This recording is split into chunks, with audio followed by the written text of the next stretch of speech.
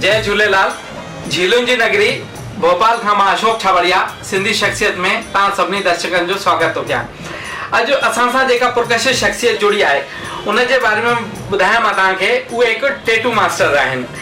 तव्हांखे शरीर ते कॾहिं बि टैटू ठाराइणो हुजे त असांजी हिन शख्सियत सां मिलंदा अची करे। उन्हनि जो नालो आहे श्री हैरी नाथानी। जय झूलेलाल हैरी नाथानी जी। जय झूलेलाल। जय झूलेलाल। बदन पर दाग हो जाए तो कहते हैं कोढ़ है, और खुद टैटू गुदवाए बदन पे तो ये कैसी होड़ है। त अॼु टैटू ठाराइण जी माण्हुनि में ॾाढी होड़ लॻी पई आहे। हैरी भाई, सभिनी खां पहले मां तव्हां खां इहो पुछंदुमि कि तव्हांजो नालो हैरी कीअं पियो? सिंधियुनि में हैरी त नालो लिखंदा न आहिनि। राइट। ये ॾाढी ख़ुशी जी ॻाल्हि आहे कि तव्हां मूंखां इहो क्वेश्चन कयो कि मुंहिंजो नालो हैरी कीअं पियो। एक्चुअली मुंहिंजो रियल नालो आहे हरीश कुमार नाथानी। हा। और हैरी चवंदा न हर कंहिंजो हिकु प्रोफेशनल थींदो आहे। जी जी। मुंहिंजी ईअं ई आर्ट आहे, हिकु प्रोफेशनल आहे टैटू जो।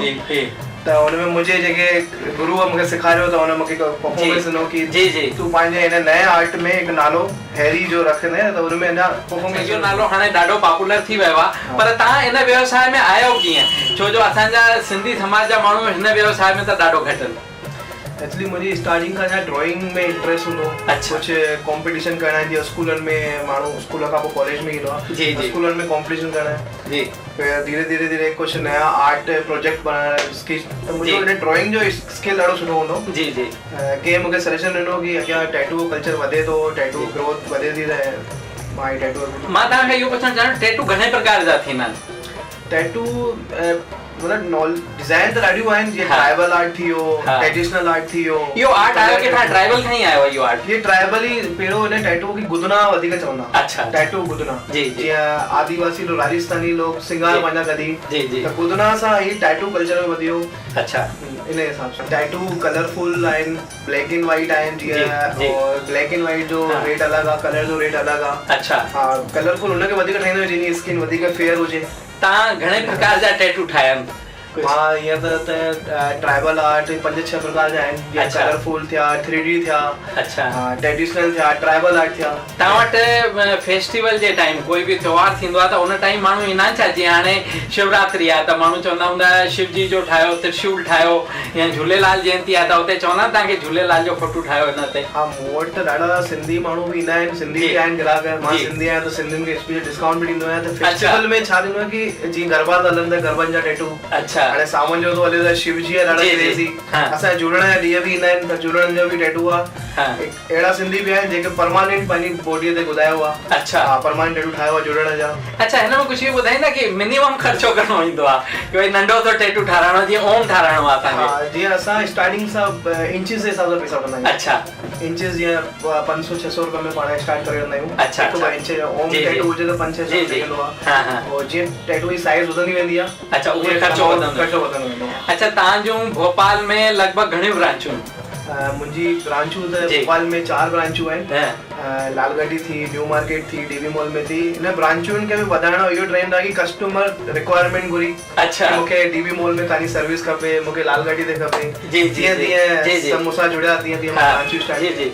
तव्हां कॾहिं भॻवान झूलेलाल जो फोटो ठाहियो आहे टैटू में? हाँ, झूलण जो फोटो भी ठाहियो आहे। और ॾाढा क्रेज़ी माण्हू भी आहिनि जेके झूलण जी ॾाढी शेवा कंदा आहिनि, त उन्हनि पंहिंजे झूलण जा नाला लिखाया आहिनि। जय झूलेलाल। अच्छा। झूलण जो फोटो भी ठाहियो आहे। जी जी जी।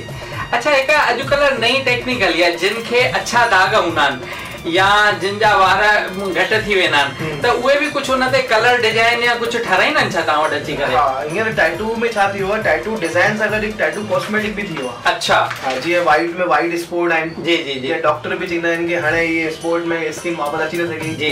त असां सेम स्किन टैटू जी मदद सां उन ई कलर जी ठाहींदा आहियो या डिजाइन में ठाहींदा? हा, उन ई कलर जी बि स्किन थी वेंदी आहे। और केरु अगरि डिजाइन थो ठाराइणु चाहे उन मथां त डिजाइन ठाहींदा आहियूं। कंहिंखे टैटू जी डिजाइन न पसंदि आहे त स्किन कराए ॾींदा आहिनि। अच्छा। और रही वारनि जी ॻाल्हि त जिनखे वार ग्रोथ घटि आहे उनमें पिगमेंटेशन डॉट डॉट जे हिसाब सां पाण हुनखे डार्क करे ॾींदा आहियूं त पता ई लॻंदा आहिनि कि डार्क आहे बिल्कुल। अच्छा जीअं जीअं आर्ट वधे थो तीअं तीअं मां हुनमें फोकस मां तव्हांखां हिकिड़ो पंहिंजो प्रश्न पुछंदुमि कि जीअं हाणे मुंहिंजा वार घटि आहिनि त हिन में इहा डिजाइन ठही वेंदी आहे छा? हा बिल्कुल, तव्हां मूंखे सहयोग ॾियो वही वार लॻाए। अच्छा त हिन में छा ब्लैक कलर जी डिजाइन विझंदा आहियो, छा कंदा आहियो? जीअं वारनि जी ग्रोथ आहे न, जी जीअं तरह जी डार्क ब्राउन वारा थींदा आहिनि जी, त डार्क ब्राउन जा डॉट ठहंदा। अच्छा त हुनमें पुठियां जीअं फोटो सेशन ॾियण में डार्क छॾाईंदा, जी जी, कंहिंखे घटि वार लॻंदा त पता ई लॻंदा त गना आहे।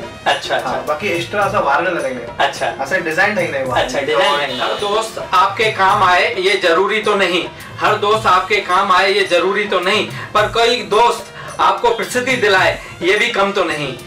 मां तव्हांखे हिकिड़ी ॻाल्हि ॿुधायां, नेशनल टैटू डे ईंदो आहे 17 जुलाई ते, ठीकु आहे न? अच्छा मां हिकिड़ी ॿी इहो चवणु चाहींदुमि, तव्हां कंहिं बि प्रकार जो टैटू ठाहे सघंदा आहियो छा?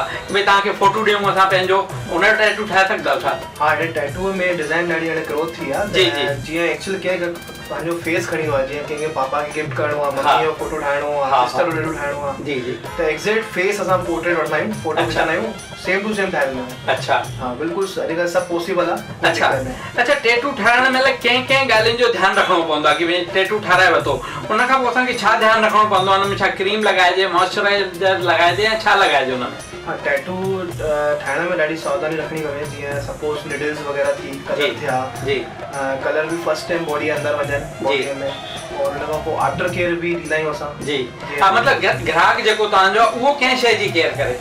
बस बैक्टीरिया पाण खे वाटर सां बचाइणो पवंदो, पाणी वग़ैरह सां बचाइणो पवंदो। अच्छा, त उन ते छा कुझु टेप वेप लॻाईंदा, छा कंदा? न न, एंटीसेप्टिक जेल ईंदी आहे हिकिड़ी, अच्छा वेज़लिन वांगुरु कमु कंदी आहे। अच्छा, त उहो लॻाइण खां पोइ पाणी लॻाए सघूं था। अच्छा, कोई दिक़त न आहे, 7-8 ॾींहं जी केयर थींदी आहे। अच्छा अच्छा, तव्हां वटि कोई सिंधी अचे त हुनखे कंसेशन कंदा आहियो कुझु, इहो ॿुधायो?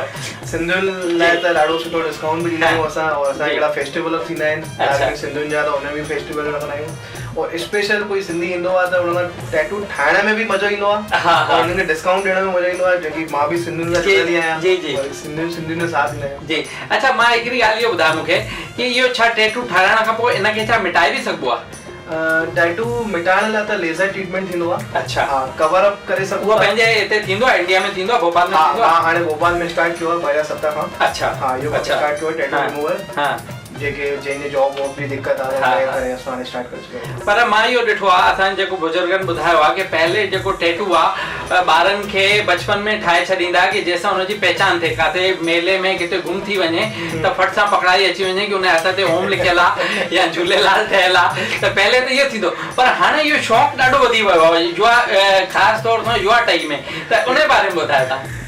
ईअं आहे कि पहिरियों त हेॾी ॻाल्हि त मूंखे हेॾी ध्यानु न आहे, छो कि मां बि वधीक न 30 साल ई आहियां। जी जी, पर हाणे टैटू जो ट्रेंड ईअं थियो आहे कि बॉडीअ में जीअं जीअं ग्रोथ थींदी आहे, जीअं फेस्टिवल माण्हू थियनि था, कपिड़ा आर्टिस्ट था पाइनि, जी जी, तीअं पंहिंजी आइडेंटिटी, पंहिंजा डिज़ाइन। तव्हां पंहिंजे बदन में बि इलाही टैटू ठाहे रखिया आहिनि, इहो ॿुधायो तव्हांखे? हे हथनि में ठहियल आहे तव्हांजे? मुंहिंजी बॉडी 60% बॉडी फुल आहे। अच्छा, तव्हांजे कैप हटाए करे ॾेखारियो, तव्हांजे हिन फेस ते बि ठहियल आहिनि, मुंहं ते बि ठहियल आहिनि, हेड ते बि ठहियल आहिनि, और हिते गुरुदेव बि लिखायो आहे। अच्छा, मूंखे टैटू ट्रेनिंग सेखारी, उन ई मूंखे दर्शना ॾिनी। अच्छा, उन्हनि सां ई मां कमु करायो। अच्छा, कि मूंखे तव्हां पंहिंजे हथ सां गुरुदेव लिखो त मुंहिंजो हमेशह आइडेंटिटी, तव्हांजो आशीर्वाद हमेशह रहे हमेशह। अच्छा, वेरी गुड। ये तव्हां ॾाढी बढ़िया ॻाल्हि ॿुधाई कि तव्हां पंहिंजे गुरुअ जे नाले बि समर्पित आहियो। जी जी, चवंदा आहिनि इश्क ऐं टैटू जो ॾाढो गहरो संबंध थींदो आहे। इश्क हमेशा परमानेंट टैटू की तरह होना चाहिए, मरते वक्त भी शरीर के साथ जाए। हैरी भाई, मां तव्हांखां इहो पुछंदुमि कि टैटू जी पहचान जे लाइ छा हिकिड़ो ख़ासि हो आहे? टैटू जी पहचान इहा आहे कि जीअं ॾाढा पंहिंजी जेके बॉयफ्रेंड गर्लफ्रेंड थींदा आहिनि, जीअं सपोज के शादी खां पहिरियों पंहिंजी वाइफ जो नालो लिखाइण हथ में। जी जी जी, उहो ॾाढो पसंदि आहे। प्रेमी प्रेमिका बि ॾाढो पंहिंजा नाला, कपल बि ईंदा आहिनि, प्रेमी प्रेमिका बि चाहिए। जी जी, अच्छा, टैटू ठाराइण सां छा बॉडी ते फ़र्क़ु पवंदो आहे? कोई माण्हूअ जो कोई चवंदा आहिनि इम्यून सिस्टम मजबूत थी वेंदो आहे? बॉडी टैटू ठाहिण सां एक्चुअली छा आहे, पंहिंजो जो टैटू इंक आहे पंहिंजी 7 लेयर बॉडीअ जे 3rd लेयर ताईं वेंदी आहे। अच्छा, त हुन में जेको डैमेज थींदी आहे स्किन, त हुन में ग्रोथ थींदी आहे वधण जी। अच्छा, इम्यूनिटी पावर स्ट्रॉन्ग थींदो आहे। जी जी जी, ॾिठो वञे त टैटू। अच्छा, टैटू ठाराइण सां कोई नुक़सान बि थींदो आहे? चवंदा आहिनि हेपेटाइटिस बी जो ख़तरो थींदो आहे, सूजन थी सघंदी आहे, एलर्जी थी सघंदी आहे। टैटू ठाहिण सां नुक़सान बि ॾाढा आहिनि, अगरि तव्हांजो आर्टिस्ट सही न आहे, या हर को कलर यूज करो जेको बॉडी में सूट थे, उन हिसाब सां निडल वगैरह नया यूज करणो खपे। जी जी, पूरो हाइजीनिक में हुजे पूरो, त कोई प्रॉब्लम न आहे। जी, अच्छा, मां हिकिड़ी ॻाल्हि इहो पुछणु चाहींदुमि कि जनरली माण्हू वहम कंदा आहिनि कि भॻवान जो टेटू न ठाराइणु खपे, पर अॼुकल्ह त हिकिड़ो आम थी वियो आहे शिव जी जो ठाराइणु या झूलेलाल जो ठाराइणु, त इहो छा ठाराइणु ठीकु आहे? भॻवान जो टेटू असां ठाराइणु ठीकु आहे? इहो क्वेश्चन ॾाढो सुठो आहे तव्हांजो कि इन ॻाल्हि में एक्चुअली छा आहे कि ॾाढा भॻवान जो टेटू न ठाहिणा चाहींदा आहिनि। जी जी। पर माण्हू अहिड़ा बि आहिनि जेके पंहिंजा चवंदा आहिनि कि मुंहिंजे महादेव जो खपे, झूलेलाल जो खपे। हा, उहो त मां ॾाढो ॾिठो आहे माण्हुनि खे। पर माण्हुनि जी जीअं सोच आहे, चेंज आहे, तीअं माण्हू पंहिंजे हिसाब सां टेटू ठाराइनि था। जी जी। मां तव्हांखे हिकिड़ी ॻाल्हि ॿुधायां, सभिनी खां वधीक टेटू ठाहिण जो रिकॉर्ड लकी डायमंड रिच जेके नीदरलैंड जा आहिनि उन्हनि जो आहे, ऐं उन्हनि जो गिनीज़ बुक में नालो आहे। त छा कोई अहिड़ो सिंधी बि आहे जंहिं पंहिंजे शरीर ते सभिनी खां वधीक टेटू ठाराया हुजनि? 60% खां मथे हुजे जंहिंजो। एक्चुअली छा आहे कि मां ई सिंधी आहियां, जेको हरीश नाथानी मुंहिंजो रियल नालो आहे। जी। पर 60% तव्हांखे चवंदा हैरी नाथानी? हा, मुंहिंजो हाणे नालो हैरी नाथानी करे छॾियो, मतिलबु थी वियो। त मां ई पंहिंजो हिकु सिंधी अहिड़ो आहियां जो अञा ताईं हींअर ई भोपाल में फर्स्ट टाइम आहियां कि मां ई पंहिंजी 60% बॉडी पंहिंजी पूरी टैटू सां रंग कराई। अच्छा, वेरी गुड। ये सब मूंखे टैटू बॉय भी सब करना है। अच्छा, सब करता है। मुश्किल तू आसान बनाई, सब जा बेड़ा पार लगाई, दुनिया जा दुख दूर भजाई, दातार तू झूलण साईं सदाई। हैरी भाई, मां तव्हांखां इहो पुछंदुमि कि जेके सेना में वेंदा आहिनि, चवंदा आहिनि उन्हनि जे हथ ते या किथे टेटू ठहियल हुजे त उन्हनि खे न वठंदा आहिनि सेना में, त छा इहा सही ॻाल्हि आहे? हाँ, ये सही ॻाल्हि आहे कि जीअं भर्ती थींदी आहे सेना जी, त हुन में हिकु मेडिकल थींदो आहे। मेडिकल में आइडेंटिटी न हुजणी खपे टेटू जी या कुझु बि, त उन करे मना कंदा आहिनि। अच्छा। हाणे जॉब खां पोइ जीअं सेना जी जॉब लॻी थी वञे, वॾा ऑफिसर बि मूं वटि ईंदा आहिनि। अच्छा। जेके हाणे जॉब खां पोइ टेटू ठाराईंदा आहिनि। अच्छा, पोइ ठाराए सघंदा आहिनि जॉब खां। अच्छा, हैरी भाई, तव्हां सिंधी आहियो, मां तव्हांखां इहो पुछंदुमि कि तव्हांखे सिंधी व्यंजन कहिड़ो पसंदि आहे? मुंहिंजो सुठो त प्यारो सिंधी व्यंजन इहो ई आहे कि चांहि कोकी। अच्छा। और चेरो फुल्को। मुंहिंजी मदर जेकी मम्मी आहिनि, जी जी, उहे बि सुबुह चांहि कोकी खाइण खां पोइ ईअं लॻंदो 2-3 कलाक कोई बुख ई न लॻे। जी जी जी, मन भरिजी वेंदो आहे। हा, मुंहिंजी मदर खे बि ॾाढी पसंदि हुई। राति जे टाइम अक्सर चवंदियूं कि चांहि कोकी खाई वठंदमि, मतिलबु मूंखे भाॼी जी आवश्यकता न थींदी, चांहि कोकी या अंब सां नमकीन फुल्को खाई वठंदमि। अच्छा हैरी भाई, हिकिड़ी ॻाल्हि ॿुधाईंदुमि कि तव्हांखे कि सिंधी भाषा अॼुकल्ह माण्हू ॾाढो घटि था ॻाल्हाइनि, तव्हां वटि सिंधी माण्हू टेटू बि ठाराइण ईंदा हूंदा, त असां सिंधी भाषा खे कीअं प्रोटेक्ट कयूं, कीअं बचायूं, कीअं वधायूं, उन बारे में? मां कोशिशि पूरी कंदो आहियां कि उन्हनि खे डिज़ाइन बि सिंधीअ में ॾेखारियां, सिंधीअ में ॿुधाए करे ॾेखारियां। अच्छा। उन्हनि खे टेटू ठाहिण में बि सिंधी में ॻाल्हायां। अच्छा। त एॾी वार्तालाप थी वेंदी आहे सिंधियुनि में। कोई तव्हांखां क्वेश्चन कंदो हूंदो कि भई तव्हां सिंधीअ में छो था ॻाल्हायो? हा, त मां उन्हनि सां वरी इहो ई ॻाल्हाईंदो आहियां कि सिंधी ॿोलीअ जी जेतिरो पाण ॻाल्हाईंदी ओतिरो वधंदी बि। और टैटू में छा थोरी घणी पेन सूर बि थींदो आहे, त उन सिंधी ॻाल्हाइण में पंहिंजो मन बि लॻंदो आहे। हा, उन सां सूर घटि थींदो आहे। सूर भी घट थींदा है। ये तो नहीं ॻाल्हि ॿुधाई कि इनका सूर भी घट थींदा है। जी। अगर भगवान झूलेलाल में है आस्था, तो बुरे वक्त में भी निकलेगा रास्ता। हैरी भाई, मां चाहींदुमि कि मुंहिंजे हथ ते बि हिकिड़ो टेटू ठाहियो त मूंखे ख़बर पए कि टेटू ठहंदो कीअं। जी जी। ही तव्हांखे हींअर मशीन सां न ठाहियूं। जी। एक्चुअली टेम्परेरी टेटू ठाहियूं था। जी। इहो स्टिकर वांगुरु ई कमु थींदो। अच्छा। हा, हूअं असां परमानेंट ठाहींदा आहियूं मशीन सां। जी जी जी। जेको लाइफ टाइम हलंदो आहे। जी जी।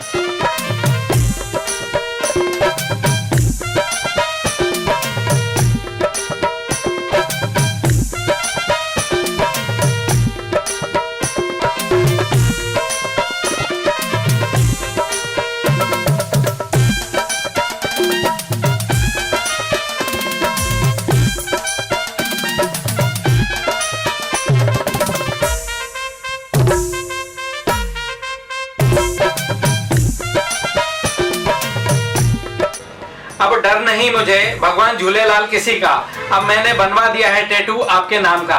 तव्हांखे सिंधी शख्सियत कार्यक्रम असांजो कीअं लॻंदो आहे असांखे ज़रूर ॿुधाईंदा, असांजे चैनल खे सब्सक्राइब कंदा, बेल आइकॉन दबाईंदा। मुंहिंजो मोबाइल नंबर अथव 9229430047।